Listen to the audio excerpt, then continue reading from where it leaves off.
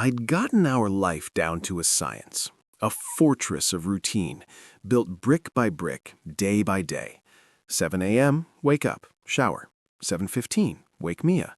7:30, breakfast. Always oatmeal with banana slices arranged in a smiley face. It was the only way she'd eat it. 8 a.m., school drop-off.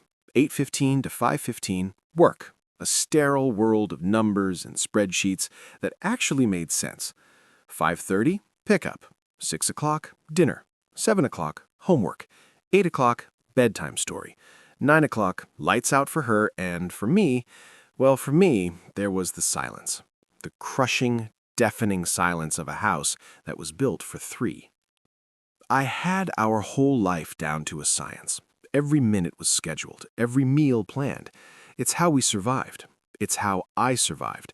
How I navigated the vast, empty ocean my life had become after Sarah was gone. For 3 years, this structure was our life raft. It kept us afloat. It wasn't a life, not really, but it was a pretty close copy. It was safe. It was predictable. There were no surprises, no straying from the plan. I'd built the walls of our world so high that nothing could get in.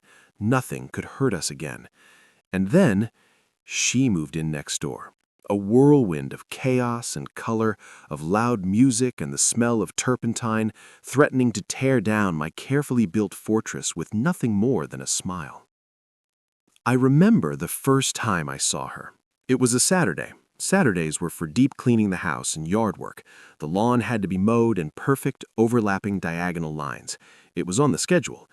I was adjusting the blade height on the mower when a truck painted with what looked like a psychedelic octopus rumbled to a stop in the driveway next door. The house had been empty for months, just a quiet, forgotten space that blended into the beige uniformity of the neighborhood. The driver's door screeched open, and out she stepped.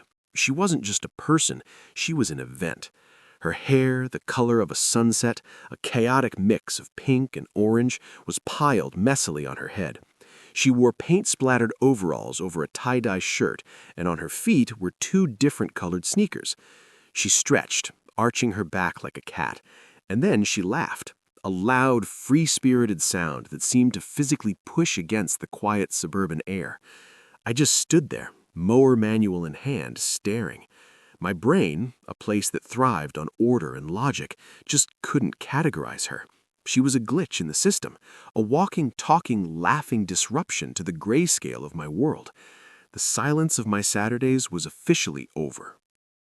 Our life, Mia's and mine, was a quiet little symphony for 2, a perfectly harmonized, if sad, little tune.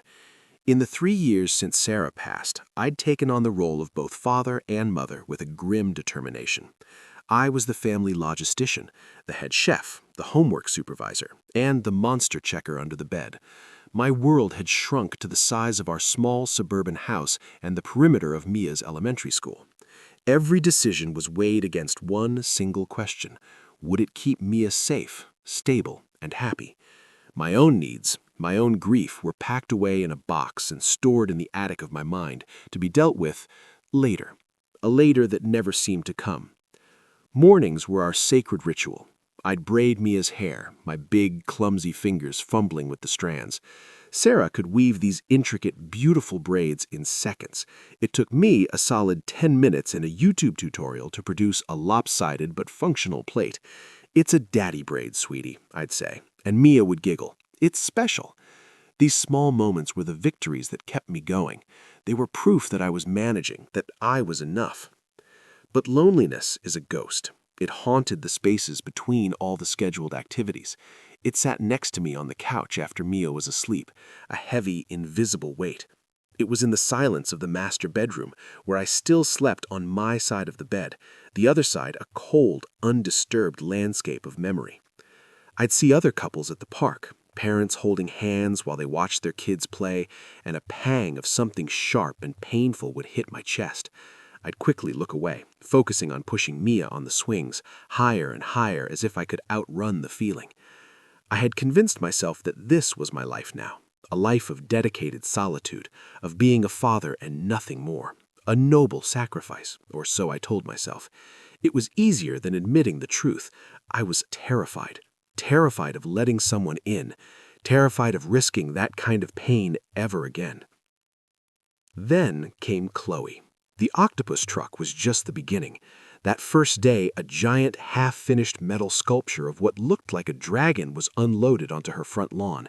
It gleamed in the sun, its jagged wings an insult to the manicured hedges and pristine flower beds of our street. Then came the wind chimes. Dozens of them hung from every available branch of her oak tree, creating a constant clashing symphony with every breeze. My neighbor on the other side, Mrs. Gable, a woman whose prize-winning roses were the stuff of local legend, looked like she was about to have an aneurysm. My first real interaction happened 2 days later. I was on a conference call, pacing in my home office, explaining quarterly revenue projections in a calm, measured tone. Suddenly, a blast of rock music, so loud it rattled my windows, shot out from next door. I stumbled over my words. I apologize for that, I stammered into the phone. New neighbors.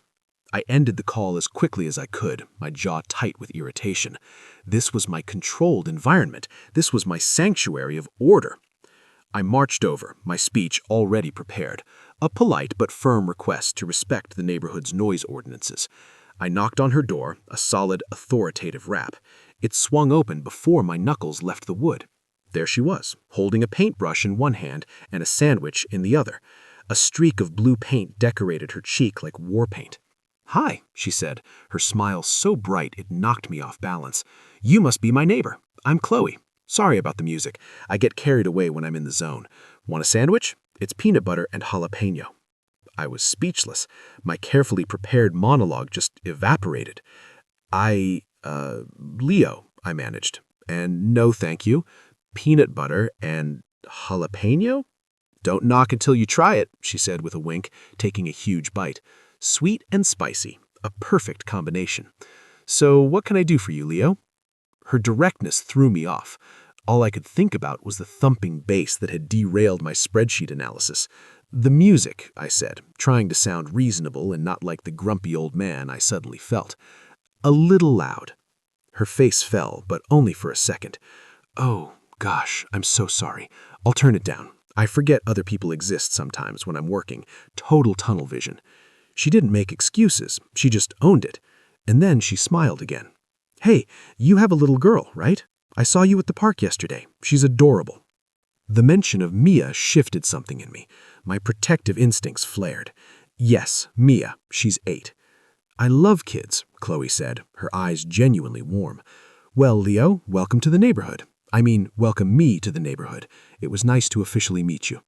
She gave a little wave with her sandwich and closed the door, leaving me standing on her porch, totally bewildered.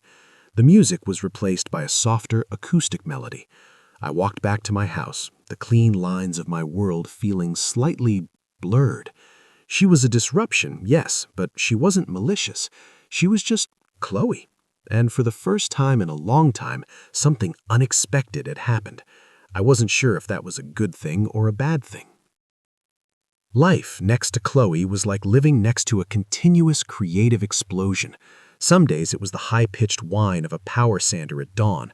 Other days the smell of spray paint would waft through my open windows. She had an endless stream of equally colorful friends who would arrive in beat-up vans and leave hours later laughing and covered in clay or glitter. My meticulously planned life was now set to a soundtrack of random noises and punctuated by unexpected events. One afternoon, Mia came home with her big school project, a diorama of a rainforest ecosystem. This was my territory.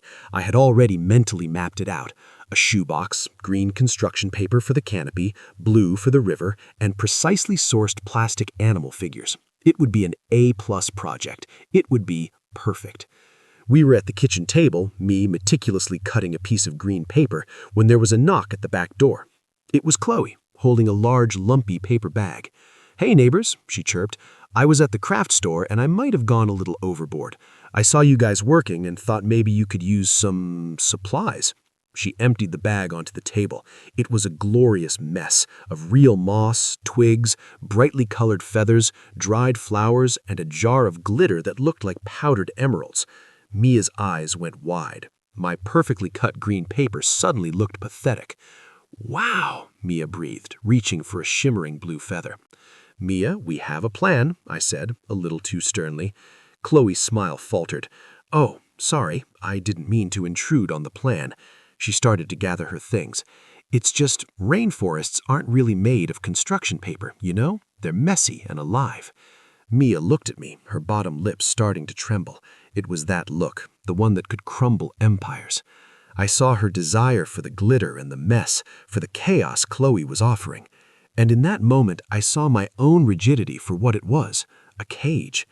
I sighed, the sound of a general surrendering. "No, wait," I said, surprising myself. "You're right. A rainforest should be messy." Chloe's smile returned, brighter than ever.